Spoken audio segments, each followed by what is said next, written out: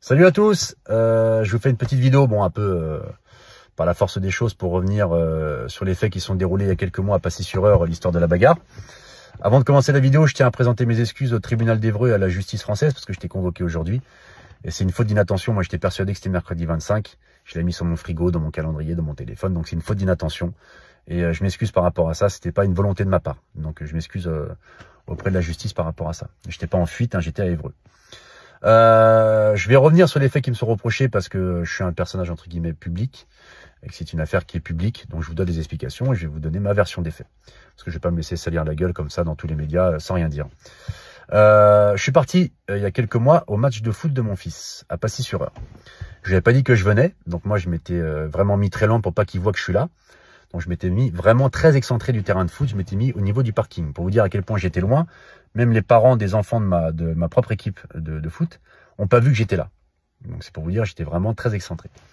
Donc j'étais sur le parking. Et en fait, je suis sur le parking comme ça, puis à un moment donné, hop, je suis debout et je m'adosse comme ça, je m'appuie légèrement sur le feu arrière d'une voiture. Je m'adosse comme ça. Et là, j'entends waouh! J'entends un mec qui crie comme ça. Je dis ouf. Je regarde d'où ça vient et en fait, ça venait de la voiture. Et je vois la fenêtre côté passager qui est un peu entrouverte. Donc je m'approche comme ça, doucement et tout. Et là, le mec, il me regarde, fait putain, tu m'as réveillé, je faisais la sieste là, putain! Je dis, oh putain, merde. Et je vois le gars qui était un petit pet de peau avec des cheveux longs et une barbe. On était en pleine période de ramadan. Je me dis, ça se trouve, c'est un musulman, un rebeu qui fait le ramadan, qui est fatigué, qui fait la sieste. Donc je lui dis, putain, excuse-moi frérot, tu fais le ramadan, en plus tu dois être fatigué, je suis désolé. Bon, il s'est avéré plus tard que c'est un antillais, enfin c'est un mec des îles. Donc il faisait pas du tout le ramadan, hein, c'est pas du tout l'ambiance au niveau des dom-toms. Et là, il me regarde, il fait, vas-y, casse-toi, casse-toi. Je dis, putain, la vache, putain, il va fort quand même. Mais tu sais, je voyais qu'il était ronchon, tu sais, c'est une tête du matin, tu sais, la tête quand t'es un peu ronchon, là. Donc j'y vais quand même avec la bonne intention. Je me dis, ah, je viens de le réveiller et tout, il est un peu ronchon. Donc je vais côté conducteur, et je vais le voir, et je dis, ah frérot, excuse-moi, on va pas s'embrouiller pour une voiture, je suis désolé, tu vois. Il me dit, vas-y, casse-toi, je vais te faire une dinguerie, là. Pourquoi tu touches la voiture? Pourquoi tu touches la voiture? Pourquoi tu touches la voiture? Tu sais, là, je dis, putain, là, il commence à être lourd, le sac à dos, là.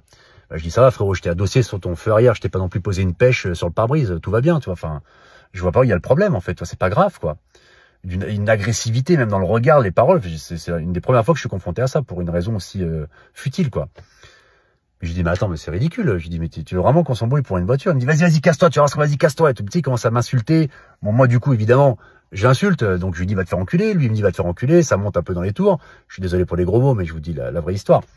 Commence à s'insulter. Je lui dis, écoute frérot, là t'es pas ouvert au dialogue, tu m'insultes, machin, t'es belliqueux. Je lui dis à un moment donné, bon, si t'as un problème, tu sors de la voiture, on se bagarre, on est des hommes, quoi. Si t'as un problème, on va s'expliquer, quoi. Tu vas voir ce qu'on va te faire. Puis il avait la fenêtre un peu entrouverte, pareil, il se rapproche du carreau, il gaze et tout. Mais je lui dis, mais sors de la voiture, c'est un problème. Là, il commence à s'exciter dans sa voiture, il s'excite, toi, quand je me rapproche du carreau. Il ouvre la porte, bam, il ouvre la porte, comme ça. Il sort vite de la voiture. Il sort de la voiture, gros coup, comme ça, costaud. Je dis, oh là là. Il sort de la voiture, je dis, hey. Il sort, boum, il m'attrape le cou comme ça. Tout de suite, il sort vite, agressif, et il m'attrape le cou comme ça. D'ailleurs, j'avais fait constater chez les policiers qu'ils avaient pris en photo. J'avais plein de griffures dans le cou, j'ai saigné de l'oreille parce qu'il m'a griffé comme ça dès qu'il est sorti. À partir du moment où il m'agresse verbalement, il m'agresse physiquement, c'est l'ouverture du bal. Donc moi, qu'est-ce que je fais? J'envoie quelques pralines forcément pour me défendre, tu vois, c'est de l'autodéfense. Donc j'envoie une golden, deux golden, on se bagarre et tout, il tombe dans la voiture.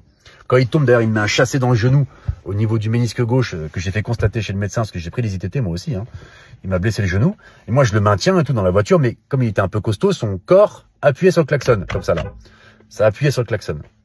Et ça commence à faire du boucan. Parce qu'on était loin, mais tu sais, avec le bruit de klaxon, toi, les gens, ça commence à un peu attirer l'attention. Et je vois qu'il y a les enfants tout au loin et tout. Je dis, oh là là, il y a les parents et tout. Je dis, écoute, et là, je le maintiens. D'ailleurs, il le dit dans l'article. Je le maintiens comme ça. Je lui dis, écoute, il y a des enfants. Je dis, on arrête. Je dis, arrête de me casser les couilles. Viens, regarde ce qu'on fait. Vas-y, arrête. Je le maintiens, tu vois. Je lui dis, et moi, j'ai une intention de partir, en fait. Quand j'ai vu que tout le monde commençait à venir et tout, ça commençait à rameuter des gens, je me dis, il faut partir, c'est un scandale, tu vois. Donc je lui dis, on arrête. Je le lâche, parce que moi, je voulais repartir à mon véhicule pour partir. Il sort de la voiture. Je dis, oula. Il arrive, gros coup, costaud et tout. Et il essaie de me frapper. Moi, je recule.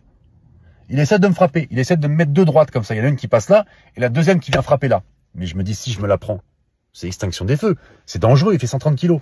Donc moi, je me mets en garde et je lui visse une golden. Je lui mets une droite. Et là, il tombe KO. Et c'est là qu'il se fait que les ITT ont augmenté parce qu'en fait, quand il a pris le KO, ses genoux ont lâché. Comme il est un tout petit peu en surpoids, je suis désolé, hein, frérot, mais les genoux ont lâché. Tac, il est tombé KO et puis il s'est fait mal aux genoux en tombant KO. Moi, je vois qu'il tombe comme ça, je vois tout le monde qui arrive, je dis, oh là là, le cauchemar. Donc, qu'est-ce que je fais?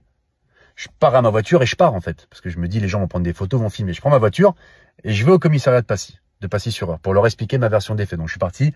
20 minutes après, j'étais au commissariat. J'ai fait constater mes griffures, je leur ai raconté ma version des faits et tout ça. Mais c'est là, moi, dans cette situation, pour être très honnête, c'est de la légitime défense. Moi, il me fait passer pour un déséquilibré. Il est en train de dire dans les articles qu'il s'est mis à genoux, qu'il m'a supplié d'arrêter de le frapper, que moi j'étais là, oh non, tu mérites ta bourre. Tu vois, à un moment donné, il faut arrêter les conneries. Donc moi, je vais arriver gratuitement. Il a dit oui, je lui ai demandé gentiment de quitter mon feu arrière parce que je faisais la sieste. Et là, d'un coup, il a pété les plombs, il m'a sorti de la voiture, il m'a frappé. Donc moi, je suis un déséquilibré, moi. Moi, je suis un déséquilibré. Je suis pas connu pour faire psychiatrique, hein. Je suis très équilibré dans ma vie. Hein. Et là, les gens disent, voilà, un père de famille. Mais je suis père de famille, moi aussi. J'ai mon fils qui était à 100 mètres. C'est toi qui m'as agressé verbalement. C'est toi qui es sorti de la voiture. C'est toi qui m'as agrippé. C'est toi, quand j'ai voulu calmer les jeux, tu es revenu vers moi et tu as essayé de me mettre 2 coups de poing dans le visage. Après, c'est une bagarre d'homme. Tu vois, t'es tombé par terre. Moi, je me suis pas acharné. Je suis parti. Voilà. C'est une bagarre d'homme, mais que tu as provoqué par ton agressivité et ta mauvaise attitude. Maintenant, les gens disent, oui, dans les articles, il y a un expert en sport de combat. Je suis pas un expert en sport de combat. Je suis nul. J'ai fait 8 mois de MMA. J'ai fait un faux combat en Suisse. Ou même un combat organisé, j'ai réussi à me blesser à la carotide. Je suis pas bon, je sais me défendre, voilà, comme tout le monde en fait. Mais je suis pas un spécialiste des sports de combat, faut arrêter les conneries. Donc en fait, c'est aujourd'hui, tu te fais agresser verbalement, physiquement, il faut pas te défendre. Et quand tu te défends, tu te fais passer pour un monstre, regardez ce qu'il a fait devant les enfants et tout. Mais c'est pas moi qui ai créé cette situation-là. Vraiment, c'est pas moi qui ai créé cette situation-là. C'est regrettable parce que la violence, c'est vraiment la dernière des solutions et je suis désolé, mais il y a des situations, des fois, où tu peux pas faire autrement. Comment je fais? Le mec qui fait 130 kilos, il est là, il m'agresse, il essaie de me frapper. Il dit, les gars, je suis obligé à un moment donné de riposter.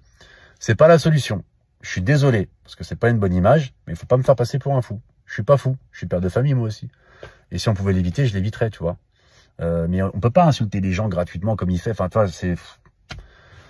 c'est bizarre, quoi. Voilà. Donc moi, c'est vraiment mon ressenti. C'est la vraie histoire que je vous raconte. Je suis pas là pour vous raconter des pipeaux. Hein. J'ai raconté cette version-là aux policiers. Vous pouvez demander si vous voulez vous renseigner et tout ça. Et c'est la même version que je sortirai au tribunal quand je ferai appel. Donc je m'excuse encore une fois auprès de la justice française de pas être venu aujourd'hui au tribunal. C'est une faute d'inattention. Je m'excuse auprès des gens qui me suivent d'avoir réagi comme ça. Mais c'est une bagarre d'hommes entre 2 hommes. Ça arrive malheureusement. C'est triste. Ça arrive malheureusement. Si un jour on peut se faire une poignée de main, lui et moi, et puis réparer les choses, ça serait avec grand plaisir parce que moi, j'ai pas de rancœur dans le cœur, mais il faut que chacun mette ses torts. Bonne soirée à tous et encore une fois, désolé pour ce mauvais épisode. Bisous, faites attention à vous.